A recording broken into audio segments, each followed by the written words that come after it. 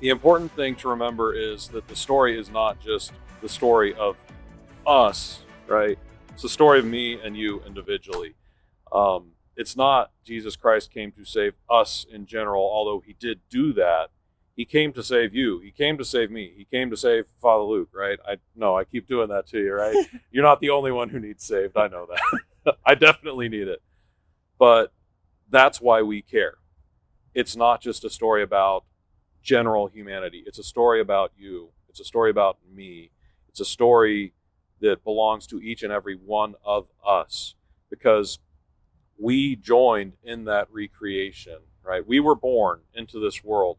And until we received our baptism, there was no chance for us. That's what the church has taught since the very beginning, is we must be baptized because when we're baptized, we become children of God. We are saved by Jesus Christ. The prayers of baptism remind us we enter into the death of Jesus Christ when the water is poured on our head or when we're submerged into the water. We enter into his death, and then after the water is done being poured, after we've become baptized, we enter into his resurrected life. So we are no longer children of this world. We're no longer children who can be destroyed by the devil. We're children of God and children of the light. And at that point, our entire life changes. And so everyone who's been baptized, this is their story. If you've been baptized, it's your story. That's why it matters to each of us. And if we don't recognize that, that's where the struggle is, right? That's where we've got to teach people, like, hey, this is your story too. So it's everybody's story. That's why it matters. It's not just the story. It's our story.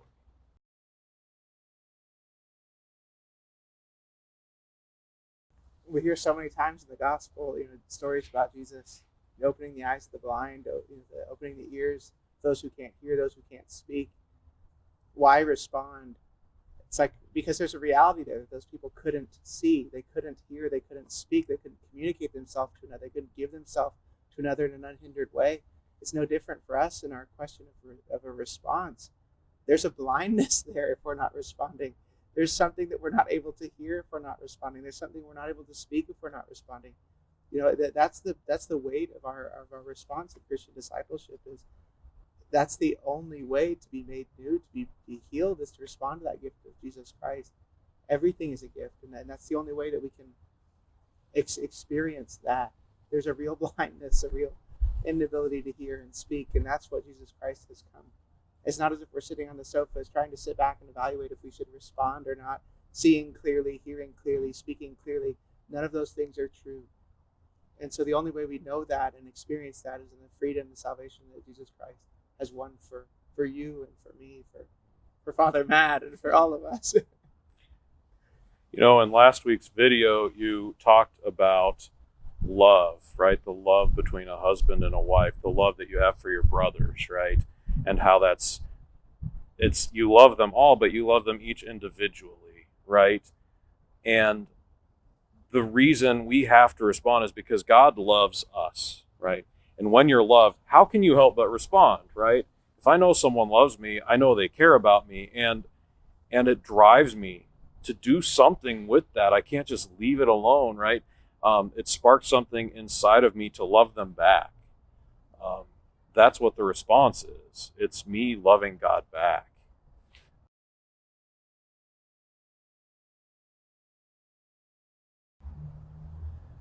It changes our life because once we recognize we've been rescued, we can recognize where our true happiness is.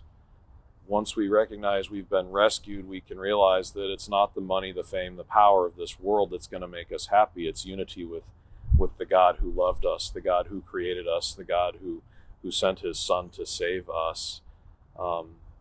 It changes our life to be rescued because we're no longer under the power of sin and death. They can't really harm us, not in a permanent way anyways. Sin can be forgiven. That's why we have confession. Death, like we were saying, it's not permanent.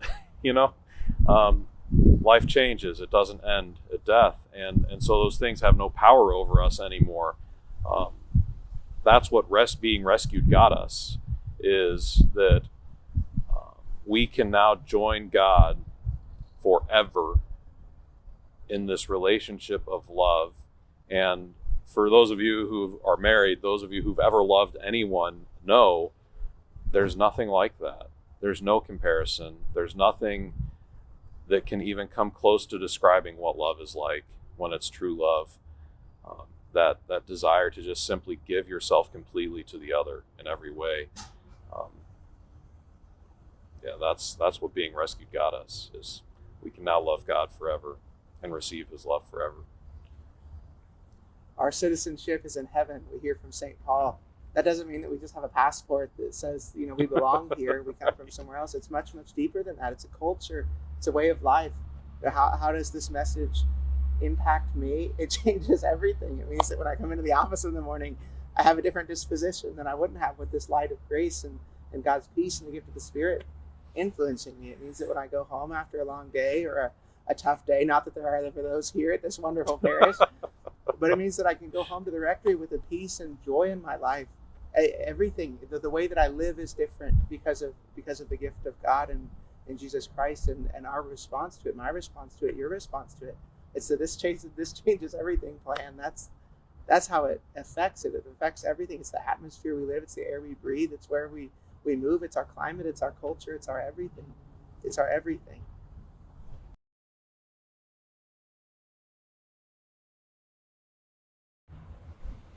I mean, honestly, it's kind of both.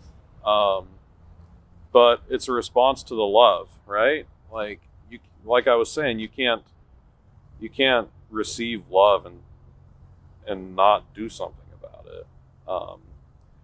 So that's how it's a response, is we're responding to love, right? Which, I mean, sometimes it seems like a duty when it's a struggle, right? But that's part of what love is.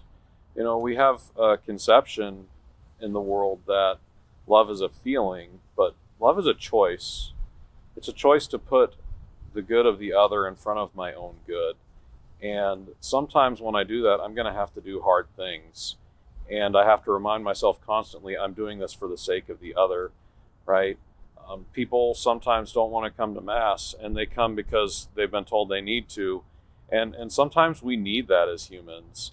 But hopefully most of the time we're going because we recognize this is how I experience the love of God, and this is how I love him back, right? If a husband and a wife who love each other are there and, they decide they have to do this really hard thing, they don't just look at each other and say, well, never mind, I guess we're done with this, right? That's not marriage. No, they suffer through it together.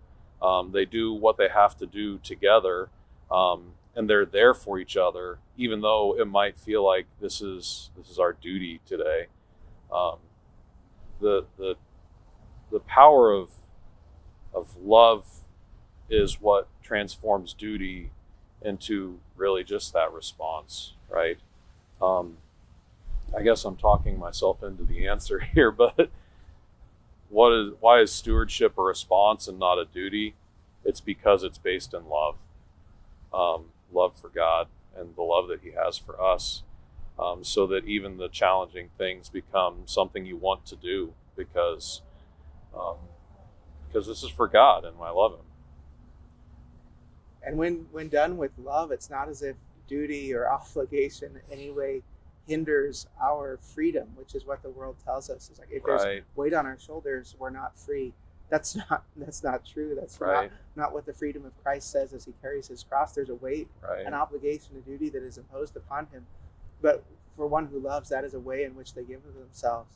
Right. If a husband or wife or whoever it be, they have an obligation to provide for the family. They have a duty to provide for the family, and if they're not doing that, then shame on them. Like that's a dropping of the ball. Like there's no other way to understand that. And so we have to understand our duties, our obligations, our expectations as a way in which we give of ourselves in love to another. And if it's motivated by that response of the heart, that recognition of the heart, not generically, just like God's love isn't generic, But when we understand ourselves in a relationship to a particular family, a particular other person, a particular parish, a particular school, those duties and obligations are given shape and context, and it's a response of love primarily that allows those to be experienced not as a hindrance to our freedom, but ironically as a source and condition of it.